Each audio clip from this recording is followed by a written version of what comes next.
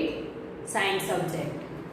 This is the chapter in which we have to learn about the conservation of plants and animals. Why we have to conserve the plants and animals? What are the importance of these plants and animals? All this we are studying here in this chapter. So let's recall what we have studied in the previous lecture. Yes, we have studied about the children and Paheli and Bujo were visiting Pachmari Biosphere Reserve in Madhya Pradesh. Okay, they went with Professor Ahmed and Madhavji, who is a forest officer. Right? So what they have seen? They have seen the different types of plants and animals which are there, right? And we have already learned that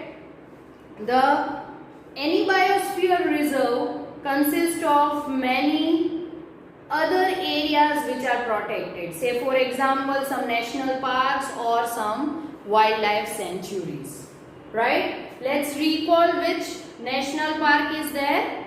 Right. That is Satpura National Park, and 2 wildlife sanctuaries are there in Pachmari Biosphere Reserve, that is Bori and Pachmari Wildlife Sanctuary. Then we studied about the various types of plants and animals which are found in this Biosphere Reserve. Okay, so the plants and animals which are found in Biosphere Reserve are known as flora and fauna of that Biosphere Reserve.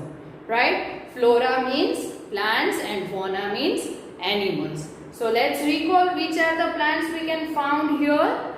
Yes, that is sal, teak, jamun, wild mango and arjun. And what are the fauna of this Pachmari Biosphere Reserve? That is wolf, wild dog, python, cheetal, etc. Right? So these are the animals, or we can say fauna, which we can found here in Pachmari Biosphere Reserve. So this is what we have studied in previous lecture. Now let's move towards our today's topic. So before we start today's topic, let me tell you the definition or the meaning of species. So what is species? What do you mean by it? So species is nothing but a group of population which are capable of interbreeding. So it is group of population, group of animals. Okay, what they can do? They can do the interbreeding. Now breeding, we know breeding means reproduction. So interbreeding means they can do the process of reproduction with the members of the same species. Okay, means they can only give the rise to their offspring, their next generation, if they do the reproduction with their own species. Okay, own family members, right? So the members of a species have common characteristics. What is the meaning of this? The characteristics which we can see in the different species are same in particular, that is common in same species, right? So say for example dog. If we see the dog, then we can see that there are 4 legs, 1 tail. Okay, so by seeing them we can easily say that this is a dog. Okay, by seeing the human being we can easily say this is human. The human is from Africa, America or India. There is no main difference in the characteristic. It has 2 hands, 2 legs, 1 head, etc. So the members of a species have common characteristics, means the characteristics are same in the same species. We cannot compare the characteristics between a human and dog, because the characteristics of human and dog is different, right? So once again, the species is nothing but a group of population which can do interbreeding. So now, as Bujo, Paheli and children along with Madhavji and Professor Ahmed were moving in the biosphere reserve, they saw a giant squirrel.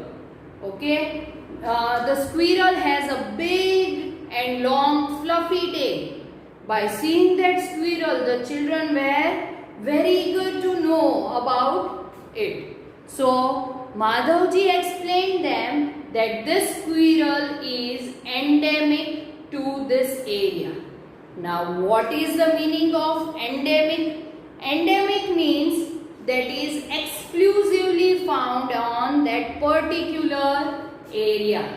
So here let's see endemic species, the species of plants and animals which are found exclusively, means only and only in a particular area, are known as endemic species of that area. So here we can find particular animals and plants only and only in Pachmari Biosphere Reserve. Some species of plants and animals that are endemic to specific zone, a state or a country. What is the meaning of it? So, meaning of this is some species are found only in particular zone of a particular area, or in particular state, or we can say in a particular country. Means except that country or except that state or except that zone, we cannot find the species of the same plants and animals anywhere else in the whole world. So that is known as endemic species. So let's see which are the endemic species of Pachmari Biosphere Reserve.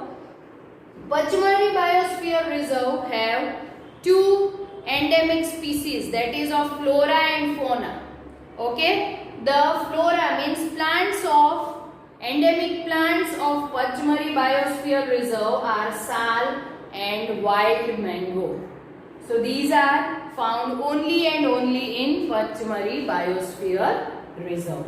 The animals which are found in Pachmari Biosphere Reserve are bison, Indian giant squirrel and flying squirrel. So these are the different animals. Bison is a type of buffalo. Okay, so bison, Indian giant squirrel. As I told you that giant squirrel has a big long fluffy tail, and a flying squirrel. Right? So these are flora and fauna. Endemic flora and fauna of Pachmari Biosphere Reserve. Now, as all the children with Bujo Paheli and Professor Ahmed and Madhavji were moving inside the Biosphere Reserve, the children had shown a board on which the name is written, that is, yes, Wildlife Sanctuary. So what is the name of Pachmari Biosphere Reserve's Wildlife Sanctuary? Yes, Satpura. So they have seen a board on which it is written Satpura Wildlife Sanctuary. Now the children are entering in this Wildlife Sanctuary. They were eager to know about Wildlife Sanctuary. What is this area? Why this area is protected? What are the rules and laws in this area? They were eager to know. So let's see what is this. Wildlife Sanctuary provide protection and suitable living conditions to wild animals. Means why these areas are made. So Wildlife Sanctuary is made to protect the wild animals and to give them the suitable living conditions.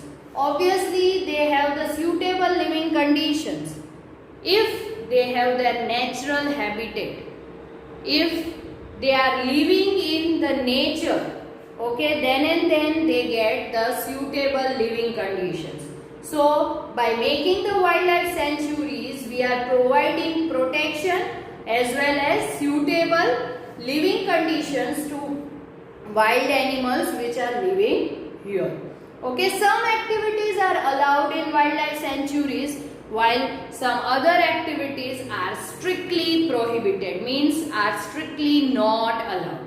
So let's see which activities are allowed. So activities which are allowed is grazing and collecting medicinal plants and firewood.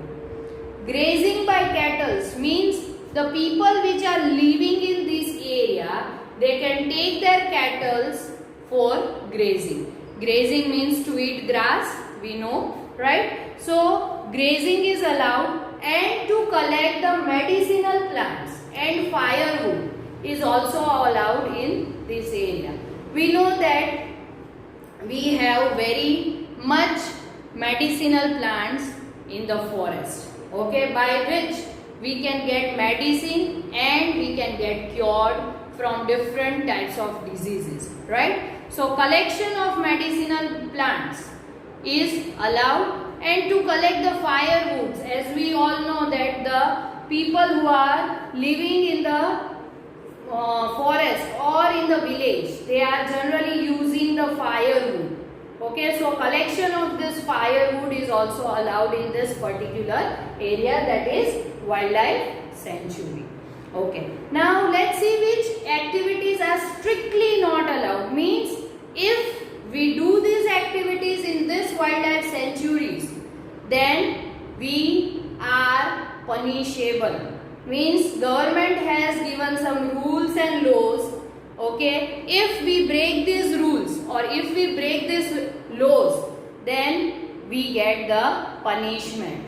So here the killing and capturing of animals is strictly prohibited, means it is not at all allowed. We cannot kill any animal or we cannot capture any animal. So here in wildlife sanctuary, we are preserving or we are protecting some threatened wildlife animals. Threatened animals means what? The animals which have very less numbers of their members, right? So these types of animals we are protecting here in wildlife sanctuary, because in our next generation they can see these animals. Okay, and as we know, these animals and plants are very, we can say, the heritage of our India, right? So here in wildlife sanctuary we are protecting this threatening species of some animals. Which are these animals? Let's see. We are some of the threatened wildlife animals like black buck, white-eyed buck, elephant, golden cat, pink-headed duck, python, crocodile, gharial. These all are the animals which are threatened and which we are protecting here in this Satpura Wildlife Sanctuary, right? So now children are moving ahead and they were thinking about their visit to the zoo. So some of them asked that the animals are there in the wildlife sanctuaries as well as animals are there in the zoo. In zoo also the killing is not allowed. In wildlife sanctuary the killing is not allowed. Then what is the difference between zoo and wildlife sanctuary? So as we all know, we are going to visit the zoo to know about the animals, right?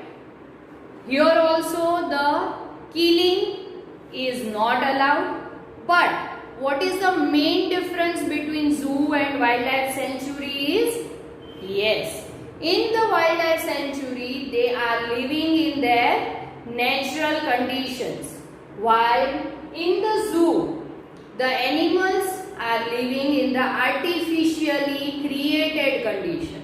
Means wildlife sanctuary is in the forest only, while in the zoo we are creating the condition like forest. So this is the main difference between the wildlife sanctuary and the zoo. So this is all about today's lecture. So in the next lecture we will go to visit the another protected area, that is National Park.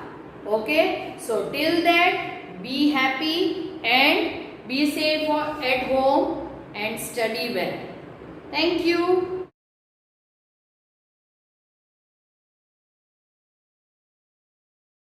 आभार।